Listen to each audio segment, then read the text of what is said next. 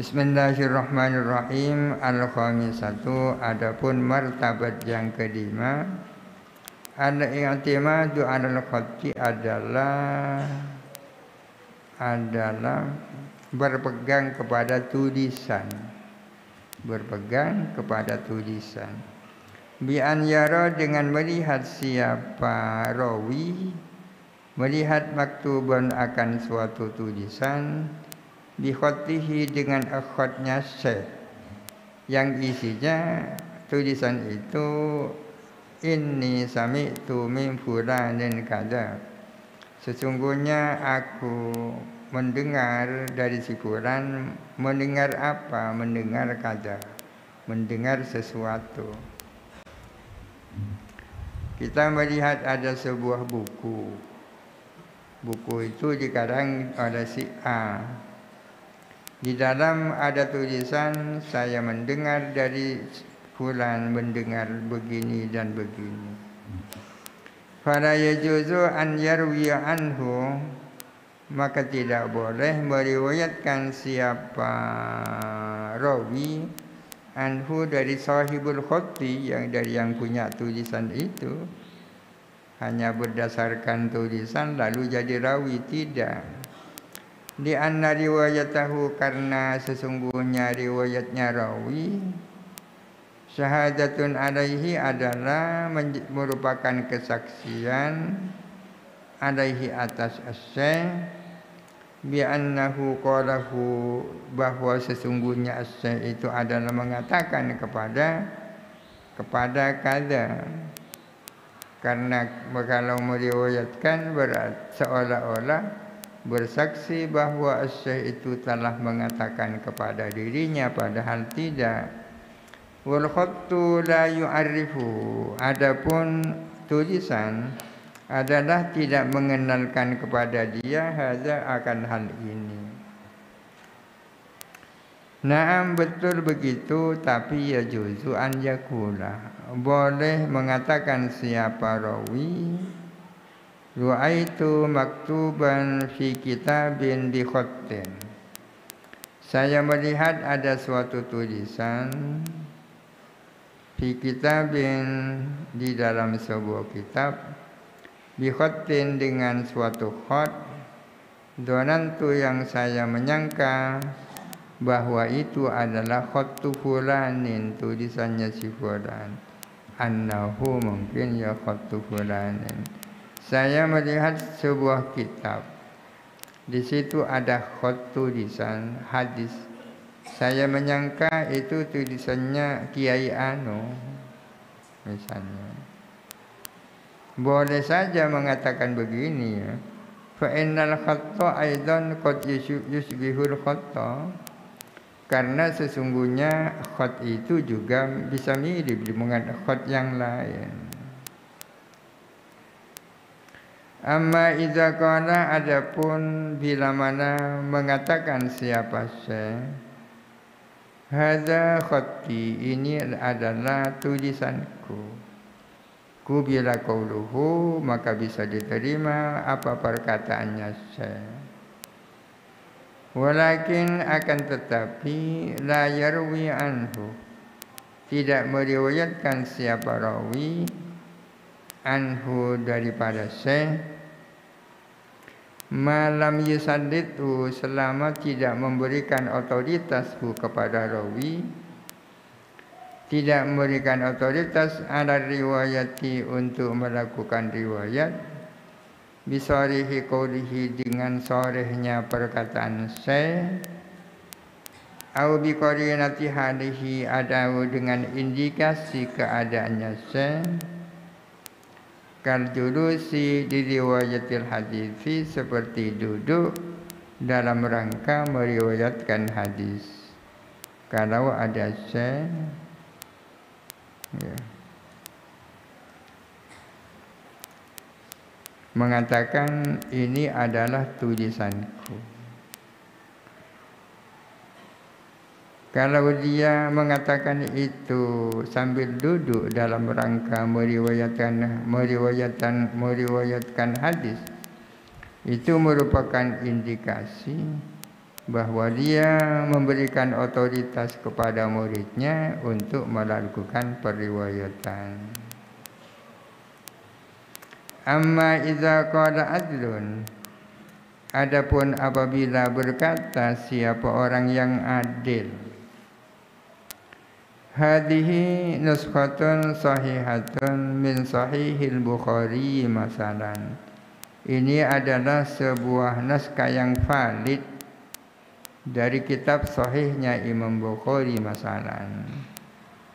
Fara'a, maka melihat,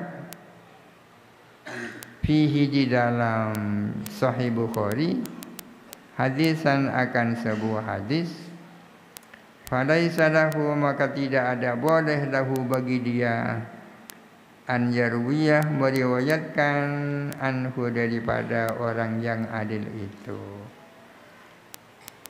Kalau ada naskah sebuah kitab Sahih Bukhari, lalu melihat sebuah hadis di dalamnya, maka tidak ada boleh dia meriwayatkan hadis dengan hanya berdasarkan itu. Itu dulu, karena ada kekhawatiran itu tidak valid ya. Kalau sekarang sudah kondisinya berubah, Sahih Bukhari sudah dicetak sedemikian rupa dengan berbagai format. Artinya kita yakin, seyakin-yakinnya bahwa kitab itu benar-benar Sahih Bukhari. Tak masalah kita mengambil hadis di situ ya. Ini dari saking berhati-hatinya para ulama ya. Jangan-jangan meriwayatkan sesuatu yang dianggap hadis padahal bukan hadis. Lakin hal yalzamuhu al-amalu bihi, namun apakah wajib kepadanya mengamalkan bihi dengan hadis yang ada di dalam Sahih Bukhari itu. Katakanlah tidak boleh meriwayatkan. Bagaimana kalau bukan persoalan riwayat tapi pengamalan? Wajibkah mengamalkan isi hadis yang kita temukan di dalam Sahih Bukhari itu?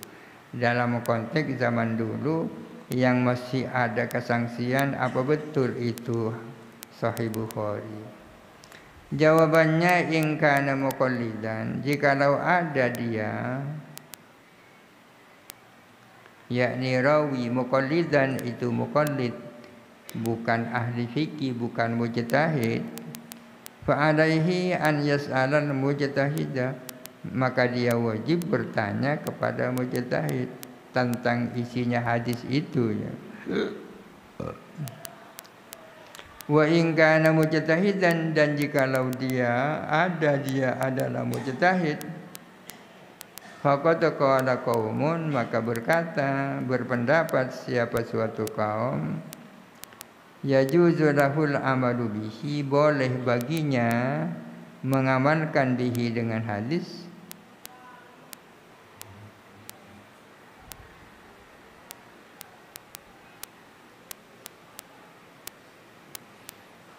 la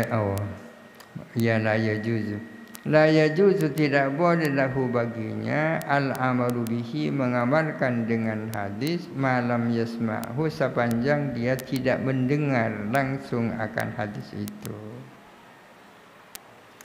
Wa qala qaumun, dan berkata siapa kaum, idza alima sihhatan nuskhati, bila mana dia meyakini akan keabsahan naskah. Jadi yang menjadi persoalan ini validitas daripada naskah itu ya. Kalau sudah yakin akan validitas naskah itu, dari mana orang yakin itu valid? Biqauli adlin, berdasarkan perkataan orang adil. Jazal amaluh, maka boleh mengamalkan. Kalau kitab-kitab Sahih Bukhari yang kita punya sekarang ini, kita yakin itu valid kan. Di anna ashab Rasulullah sallallahu alaihi wasallam. Ini dasarnya. Apa dasarnya? Kok boleh mengamalkan selama dia yakin itu naskah yang benar?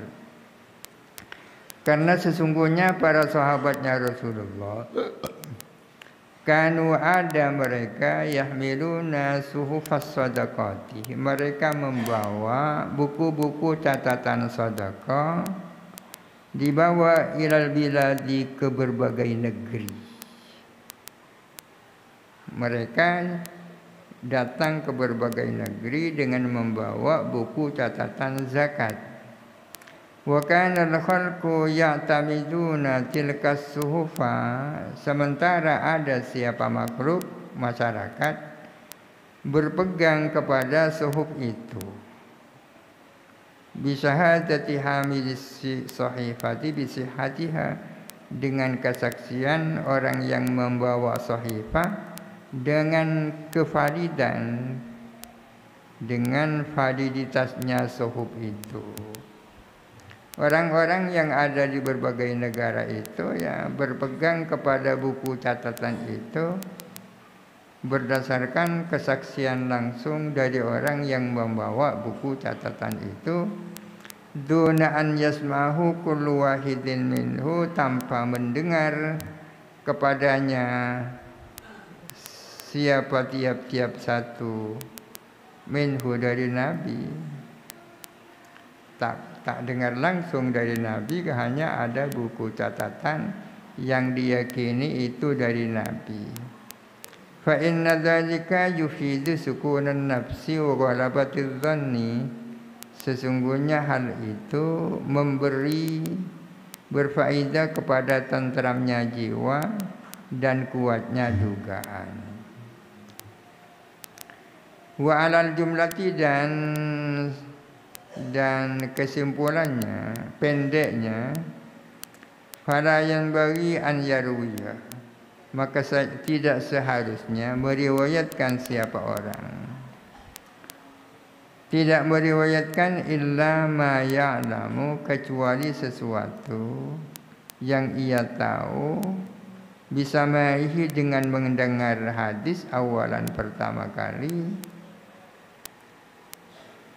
mendengar pertama kali, wa hifdhihi, dan menghafalkan hadis, wa dhabtihi, dan mencermati hadis, sampai kapan? Ila waqtil adai, sampai saat ada. Jadi ada istilah tahammul, ada istilah ada ya. Ketika kita menerima hadis dari guru itu namanya tahammul. Kemudian ketika kita menjadi guru, menyampaikan itu kepada murid, itu namanya ada. Seharusnya kita tidak meriwayatkan sesuatu kecuali pertama-tama kita mendengar dulu. Kemudian kita menghafal apa yang kita dengar, kita cermat, yakin tak salah, sampai pada saat kita menyampaikan kepada murid.